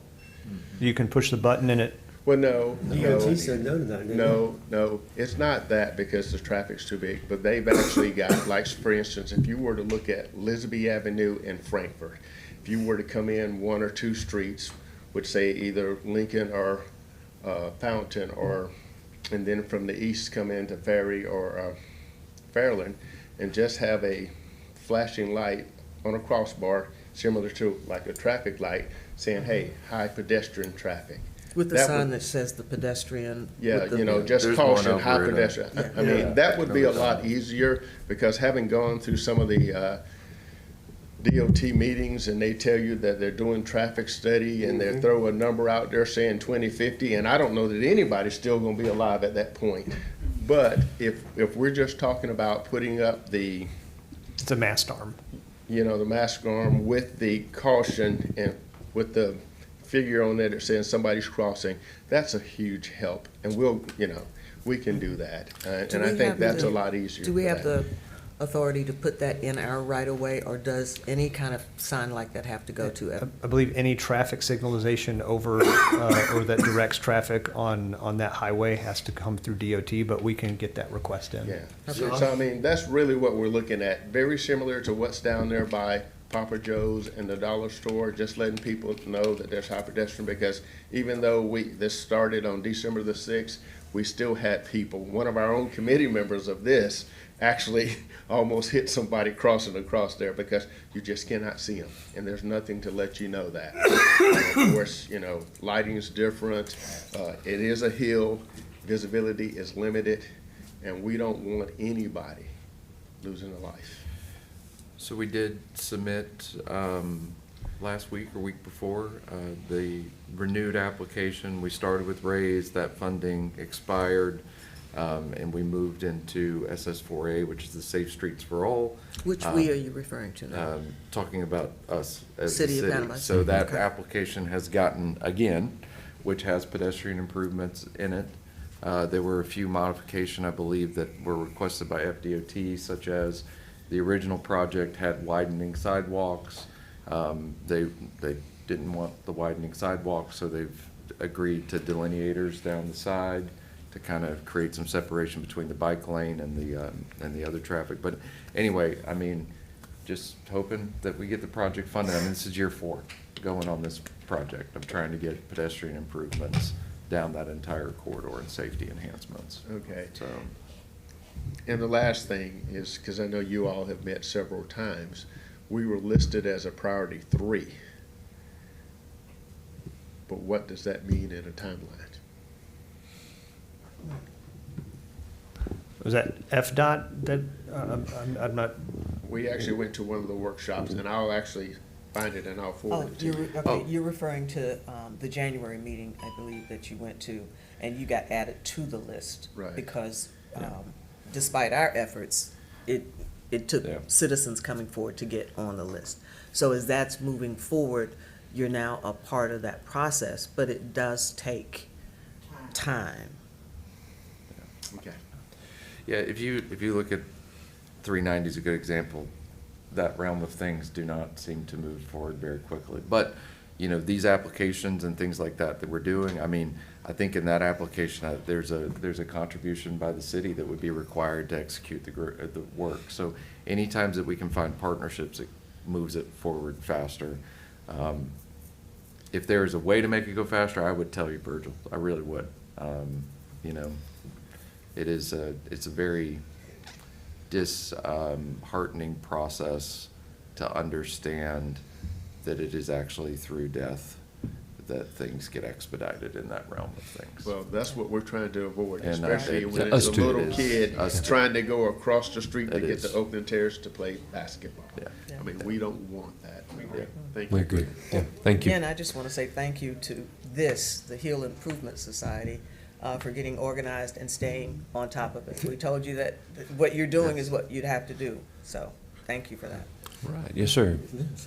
Eric Thomas, like I said, I completely agree. During the busier parts of the day, 15th Street is very difficult to get by, and all the telephone poles makes it inconvenient to go back and forth, especially for anybody in a wheelchair. So more ways to get around safely would be really great. Going back to the thing before that, I can't believe I'm coming out in favor of living in a surveillance state.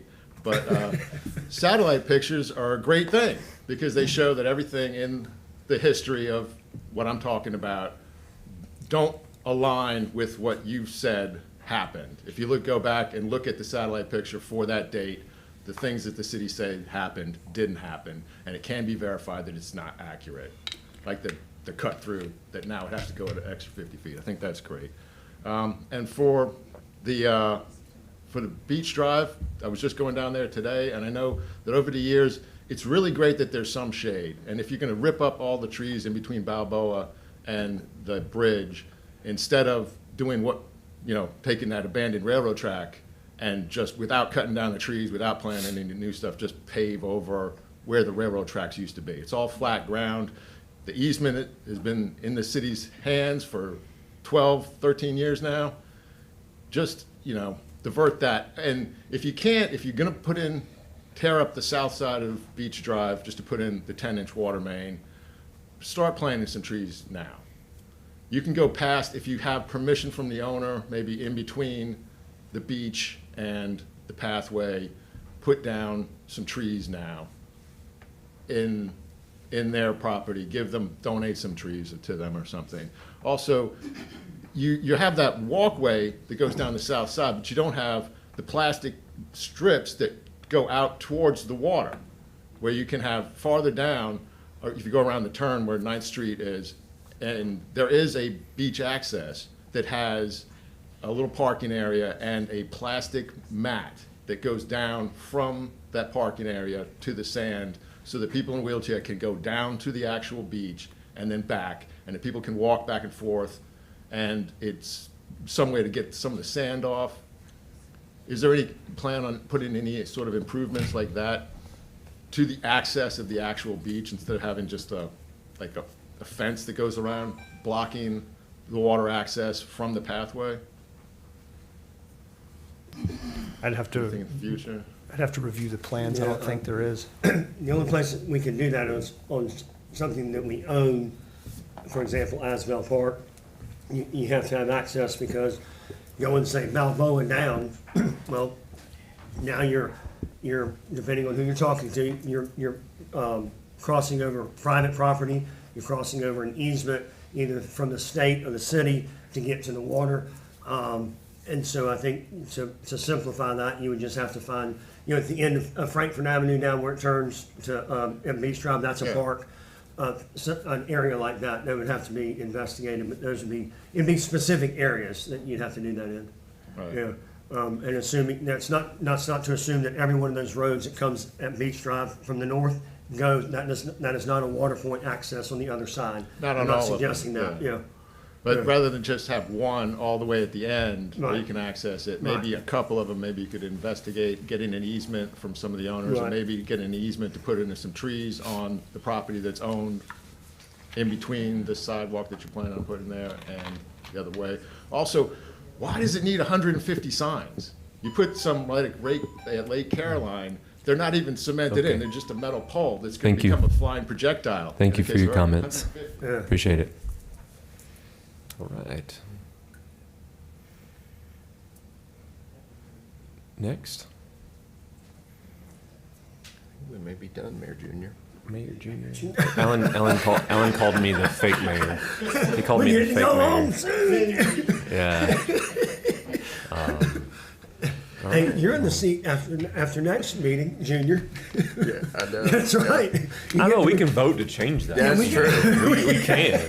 So. we can Nominate, ch- I nominate Brian Granger Oh, wait, for mayor what? junior. I was trying to help you. Then I get thrown under the bus. That's awesome.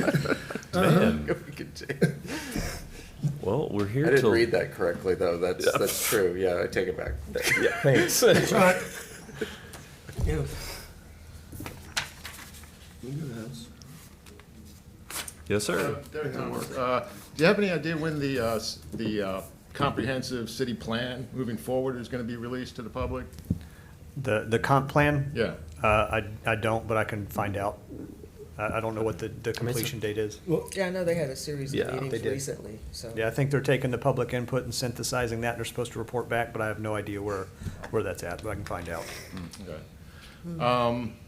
The hurricane disaster response, I know on 19th Street, right there on Jinx and 19th, the drain there, there used to be a big thick cable that went all the way between 15th and that the city kept on running over. Every time they tried to clear out the ditch, they'd run it over.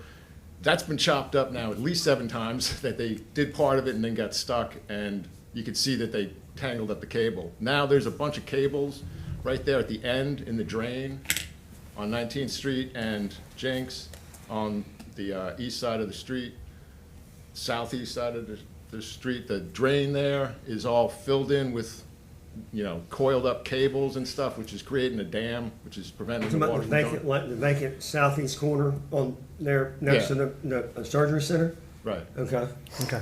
And so moving forward, next time, and then there's lots of different places, you don't really see them when you're in the cars, but if you're on the sidewalk and stuff, there's lots of areas now at those corners around the city where there's just a bunch of cable that was tangled up, that was visible for the first couple of years, but now it's all buried under stuff, and when city workers go by, they wind up hitting it with heavy machinery, which is very dangerous, if you ever run over a jumper cable before.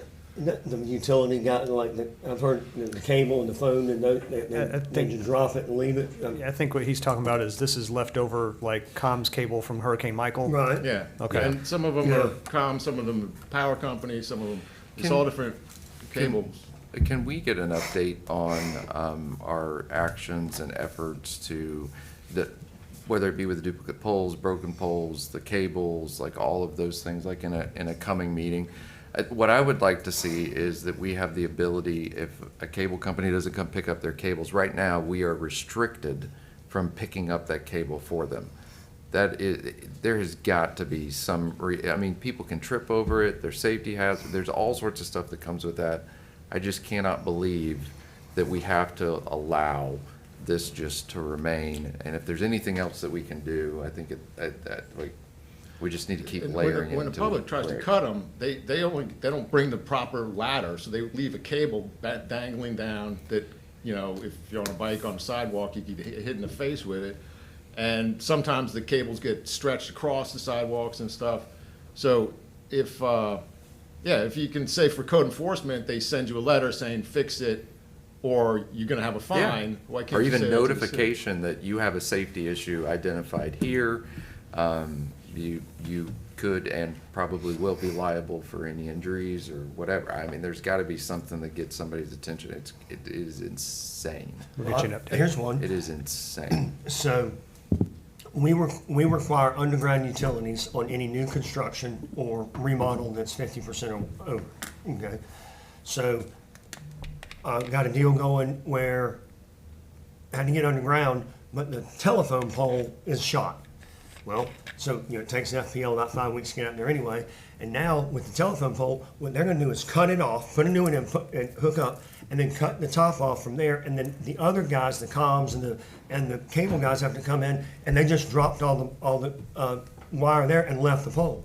I was like, no, you dirtied it up more than, because of our requirement of underground, they had to change the pole. Well, that affected over here. And then they dirtied it all up because, to your point, we can't pick it up, they leave it there. And now we've got a dirty site, so what do we do? Yeah. And it's not fair. He's seeing it, and it's messing up being able to drive ingress and egress out of the property. Yeah. And One of the they- things that we are discussing, Nevin and I had this conversation, we're in the middle of a franchise agreement with FPL. That's right. And so it is the one time in 30 years that you get an opportunity to negotiate directly with that provider. And one of the things that we've requested is access to their pole audit data, what's on a pole, what's standard, what poles do they transfer, so that it could make it easier for code enforcement not to have to go and like, hey, you're the next person that's preventing this pole from being removed. That's right. You're subject to the whatever fine until you get this going. And so something to create a centralized project. So far, they have not voluntarily added that information, but that's why we go through these negotiations. And so hopefully It when they could bring hold us up, it could hold up construction and power for weeks. the city has had It's not good. lawsuits involving with it. Yeah. I mean, it was like almost $1 million lawsuit. Yeah, and that- the construction of Jinx Avenue. won. Yeah, we did. Yeah, So, yeah, it's not right. so, And But I hear you on that, well, Nick. the next door to the post office behind the pig and on 15th Street, they cleared that whole area, which had a bunch of debris in it. But when they finished, they hauled out most of it, but they left all the cables. They just left a big pile of cable because I guess it's private property. They're not messing with it. They can't dispose of it the way they wanted to. So they just left it there. And now again, that's buried under debris, under growth that now can't be cleared because it's tangled into the cables. So after the next hurricane, is there some way to say that if you're doing work, just cut it, and then if it's on the ground, the city has some way of picking it up, or give permission to the people that scrapped metal or something to take anything that's laying on the ground and require people to just cut it and leave it in some way that it could be removed, so that we're not dealing with it years and years later. How do we get rid of the cables? And moving forward, if the next time it happens, what's the plan? And this stuff that winds up in the street, the plan after Michael was to put down safety cones. But you're driving around putting down safety cones, and then I gotta go out and pick up the stuff and then go back into traffic and pick up the safety cones. And what happens with, tell the public in advance which neighborhoods you're gonna come pick up the trash in, so that they don't just put everything out on the sidewalk and just leave it there, and then everybody can't move around unless you're in a car. And have a transfer station where you're having transfer stations like the one on 19th Street. It was only open to the contractors, but you're not hiring a contractor to take all the sheetrock that's damaged and move it to a location where it can be composted and shipped out to the landfill. You only allow contractors to do it, and the people that are there with a truck and want to take your trash All right. somewhere so it's not Thank in you. place. Thank you for your comments. All right.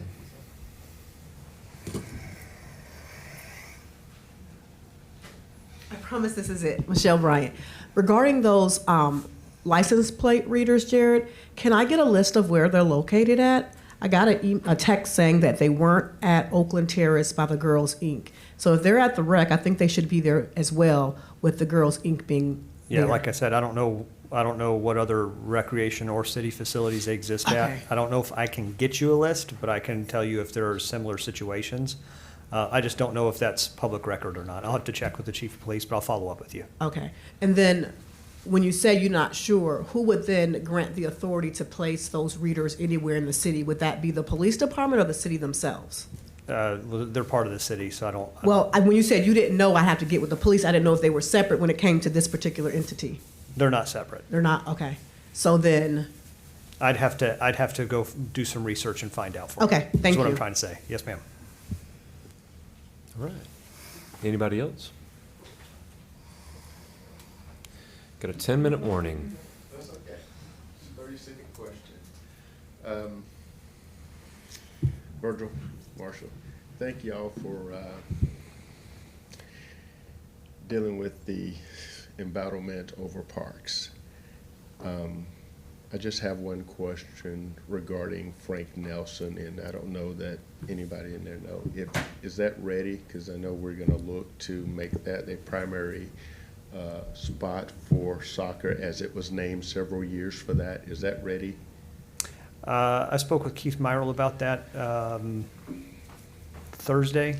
We're going to level off some area, get it better. There's some ground issues, and it's not as level as it should be, and then go back in and turf it with like a Bermuda style grass that should be ready in time. But I know you and him talk a lot, so and I can certainly help connect you all to talk about that some more. But it's my understanding it should be ready within the next few months. It's on track. Within the next Yeah. few months? Supposed to be ready Yeah, now. I mean, Well, the reason that I brought this up, because one of our annual events is the May Day, and it was rescheduled to the 29th. And the soccer club was not informed that it was rescheduled. And so they showed up to have their open play, and they pretty much pushed us to the pavilion because they said that the field that they had been utilizing was so torn up that they couldn't play there. And I'm like, I tell you what, I'm gonna call Keith Myrle after this, and I'll get a report back to you Monday, okay? and I've got a short 15-second video that's showing that the soccer folks, and you got little kids that were out there chasing bubbles, throwing frisbees, that are actually hula hooping, that are actually walking off the field because, yeah. And Sounds so- like there was a scheduling conflict, is that what I'm getting? Well, I mean, it's not just a scheduling conflict. As we all know from past documented issues, that if it's not utilized, there's gonna be, and it's a city park, and we want everybody to use it. But when you tell us that you can't use the northern portion of that field that's there because it's all torn up, well, who's been using it since that time? And so that's why I was, I was assured that they would have it available for the spring, and they've had it for the spring. And so, I'm gonna get you a better timeline than what I just said. I've just texted Keith, and I'll let you know as soon as I know, Virgil. all right, thank you. Yes, sir. Thank you. Brenda Lewis Williams again. This foolishness with Robert Mary King / Oak Grove Field started back in October of 2025, when the St. Andrew Soccer Club came in and they wanted that park to have exclusive rights. They basically pushed and that's an historical park. And your church has decided that they're going to help put up some I'm speaking to Josh Street. Help put up the basketball courts over there. And I understand I called, and I'm gonna put this on record. I called, what is that man's name? Fuquaya. I called him his wife a devil. I didn't call his wife a devil, I called him a devil. So let's be perfectly clear on that, as Richard Nixon would say. But nonetheless, the city commission could have taken over, did what they needed to do to prevent all of this foolishness, every single bit of it. But you didn't. And it was allowed to go on. This gentleman felt that he had King Midas, if you will, to be in that park.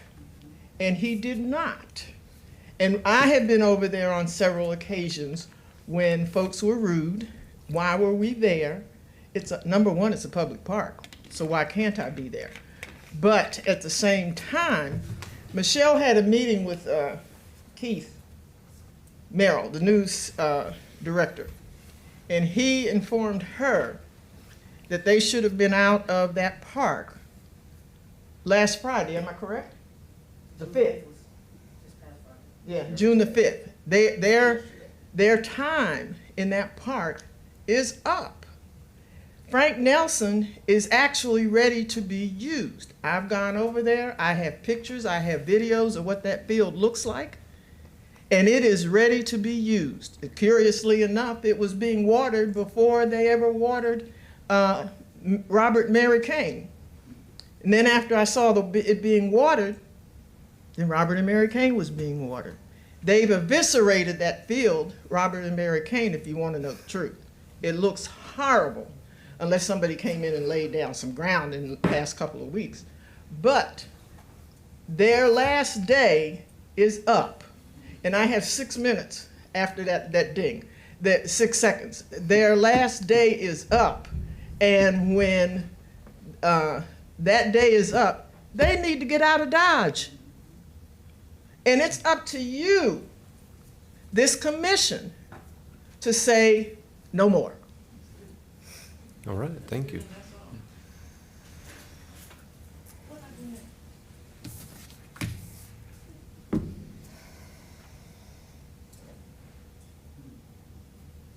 All right, anybody else?